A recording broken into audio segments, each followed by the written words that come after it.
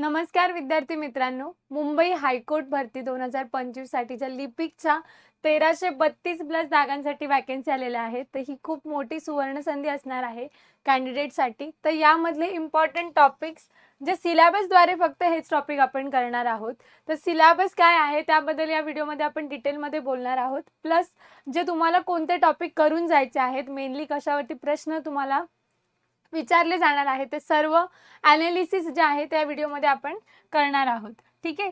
तर यासोबतच बघा, तर मुंबई हायकोर्ट भरती शिपाई या पदांसाठीची रेकॉर्डेड स्वरूपामध्ये बॅच कंडक्ट करण्यात येत आहे. यामध्ये तुमच्याकडून जास्तीत जास्त जे सराव प्रश्न आहेत ते केले जाणार आहेत आणि यासाठी संपूर्ण जो अभ्यासक्रम आहे तो सुद्धा इथे कव्हर करून घेतला जाणार आहे. तर यासाठी यासाठीची फीज आहे ती 99 रुपये आहे आणि तुम्हाला या नंबरवर कॉन्टॅक्ट करायचा आहे 9226016161 आणि जे आपलं ॲप आहे इन्फिनिटी स्पर्धा परीक्षेचं ते डाउनलोड करायचं आहे. तर नेक्स्ट जी आहे आता शिपाई भरती आणि क्लर्कसाठी ज्या वॅकन्सीज आहेत ज्या 1332 प्लस वॅकन्सीज आहेत. तर यामध्ये काही सब्जेक्ट जे आहेत जसे की मॅथ्स, रिझनिंग आणि ॲप्टिट्यूडचा जो पार्ट आहे तर यावरती जास्त भर देण्यात आलेला आहे. जसे की 40 प्रश्न आहे तुम्हाला फक्त याच टॉपिकवरती आहेत.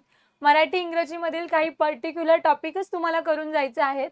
तर याबद्दल ही बॅचची वैशिष्ट्य असणार आहेत की तुमच्याकडून तो पूर्ण सिलेबस इथे कव्हर करून घेतला जाईल. यासाठीची फीज आहे ती 499 रुपये असणार आहे आणि या नंबरशी तुम्हाला कॉन्टॅक्ट करायचा आहे 9226016161. सो ही क्लर्कची जी बॅच आहे ती रेकॉर्डेड स्वरूपामध्ये असणार आहे. जेव्हा पण तुम्ही बॅच परचेस करताय तुम्हाला एकदाच सर्व ॲक्सेस मिळणार आहे.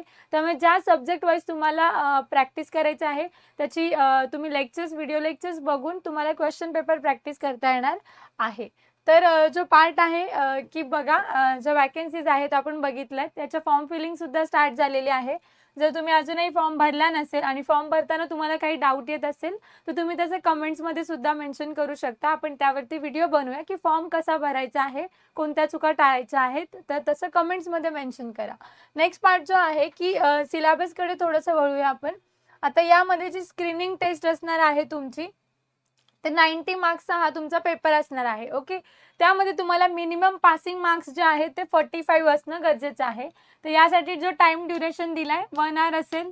1 आवर मध्ये तुम्हाला 45 मार्क्स मिळणं गरजेचं आहे आणि जी एक्झाम आहे ती 90 मार्क्ससाठी असेल. ओके.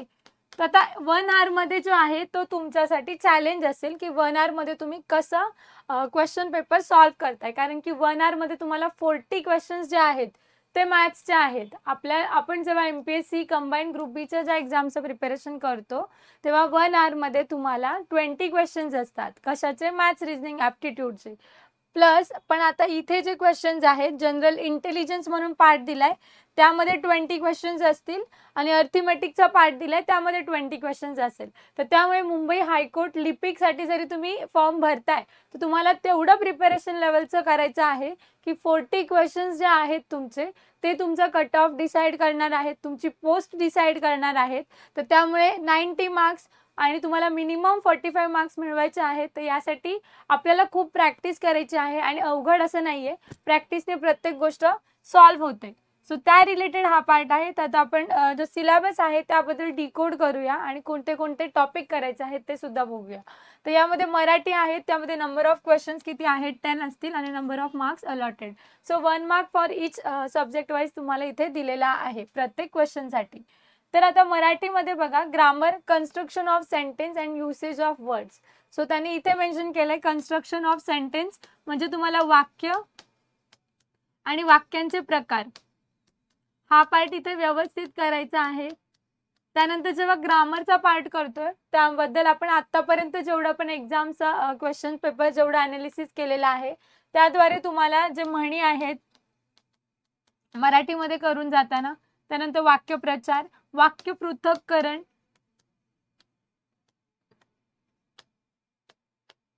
त्यानंतर प्रयोग समासचा जो पार्ट आहे. आता काही एक्झाम मध्ये प्रयोग समास यावरती प्रश्न विचारले तर खूप डिटेल विचारले जातात. नाहीतर आता 1-2 पाठीमागचे प्रिव्हियस इयर्स बघितले रिसेंट मध्ये 2025 बद्दल आपण बोलतोय तर काही एक्झाम मध्ये प्रयोग बद्दल विचारलेलंच नाहीये.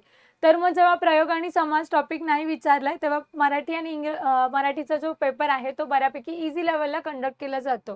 तर प्रयोग समास पण हा टॉपिक स्किप करायचा नाही आहे. त्यानंतर जो आहेत अव्ययांबद्दलचा जो पार्ट आहे, अव्ययांचे प्रकार, तर हे पूर्ण करायचं आहे तुम्हाला सर्व. काळ काळ वगैरे हे टॉपिक ॲटलिस्ट मेनली करून जाणं इम्पॉर्टंट आहे मराठीसाठी. नेक्स्ट जो पार्ट आहे तुमचा इंग्लिशसाठी, तर इथे बघा स्पेलिंग, ग्रामर, कन्स्ट्रक्शन आपण सर्व एकाच पेजवरती इथे ट्राय करूया. तुम्ही पेन पेन्सिल घेऊन तिथे ॲटलिस्ट नोट डाऊन करू शकता की हे टॉपिक मेनली करायचे आहेत. इंग्लिशसाठी तुम्ही करताना spelling, grammar, construction of sentence and usage of words. तर यामध्ये स्पेलिंग एरर जो आहे इथे 20 क्वेश्चन्स आहेत. तर तुम्हाला 20 क्वेश्चन्सचं ग्रामर असेल तर इथे तुम्हाला पॅसेज येण्याचा चान्सेस आहे इंग्लिशचा. इधर तुम्हाला एक पॅसेज येईल इथे. मराठीमध्ये पॅसेजचे चान्सेस थोडे कमी आहेत किंवा जरी एखादा पॅसेज आला तर 2 क्वेश्चन्स असतील. इंग्लिशमध्ये पॅसेज येण्याचे चान्सेस आहेत. एखादा पॅसेज तुम्हाला ॲड असेल. त्यानंतर ग्रामरमध्ये करून जाताना पहिले तुम्हाला जो वोकॅबचा पार्ट आहे आणि काही कन्स्ट्रक्शन सेंटेन्सचा पार्ट आहे. आता ग्रामरमध्ये तुम्हाला करून जाताना सिनॉनिम्स,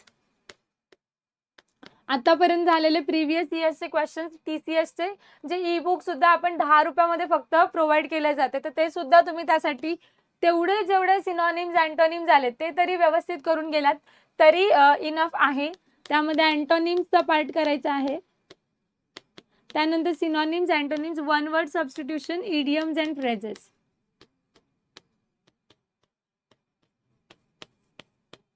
आणि फोर्थ पार्ट असेल की वन वर्ड सबस्टिट्यूशन,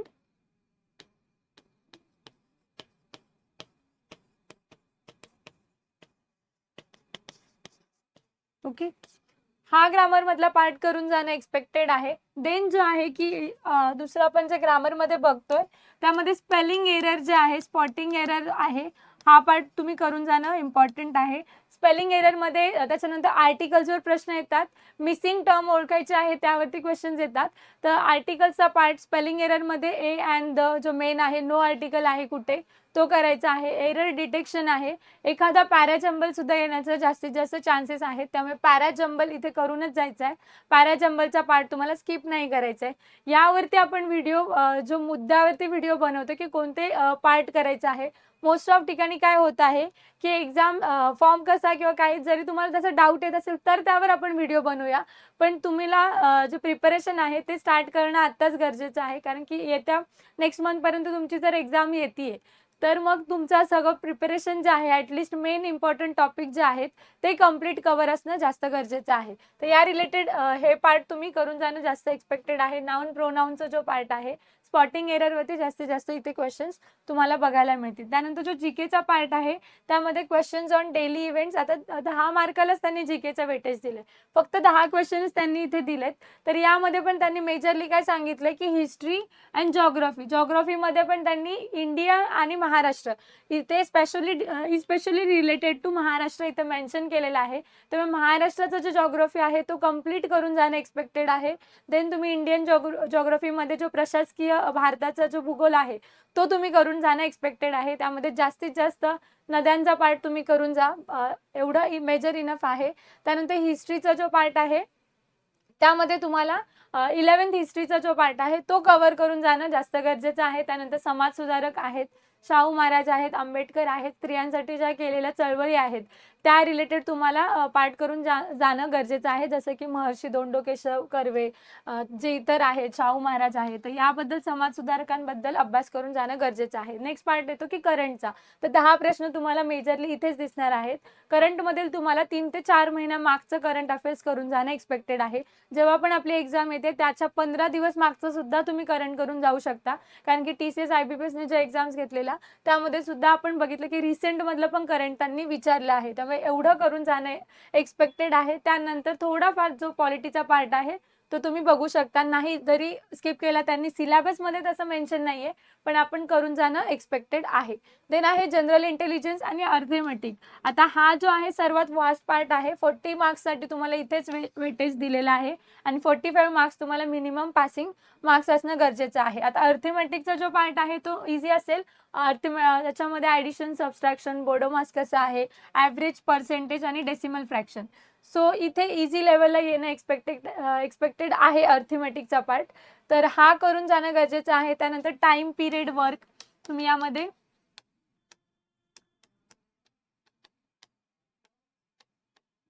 बॉडोमास आहे तो करून जाणं. हे जे टॉपिक आहेत ते तुम्हाला स्किप करायचे नाहीच आहेत. त्यातला एकही टॉपिक तुम्हाला स्किप नाही करायचा आहे. नेक्स्ट आहे जनरल इंटेलिजन्स.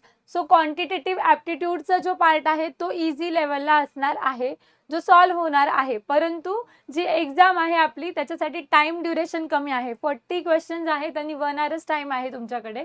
तर त्यामुळे जरी पार्ट इझी असेल तर तुम्हाला पहिले जर तुम्ही ॲप्टिट्यूडकडे जाताय आणि त्यानंतर तुम्ही अर्थमॅटिककडे जाताय तर अशा रिलेटेड स्ट्रॅटेजी अप्लाय करू शकता.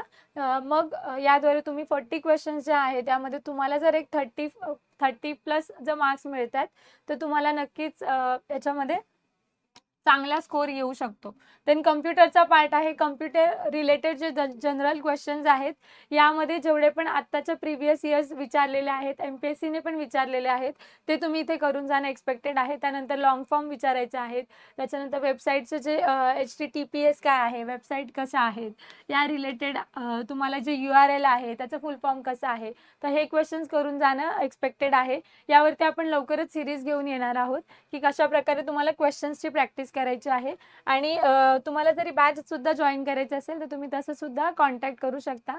या रिलेटेडच हे अपडेट होतं. असेच तुम्हाला अपडेट जाणून घ्यायचे असतील आणि जर तुम्ही चॅनलला नवीन असाल तर चॅनलला सबस्क्राईब करा, बेल आयकॉन प्रेस करा आणि जर व्हिडिओ आवडला असेल तर व्हिडिओला लाईक सुद्धा करा. भेटूया पुढच्या अपडेट.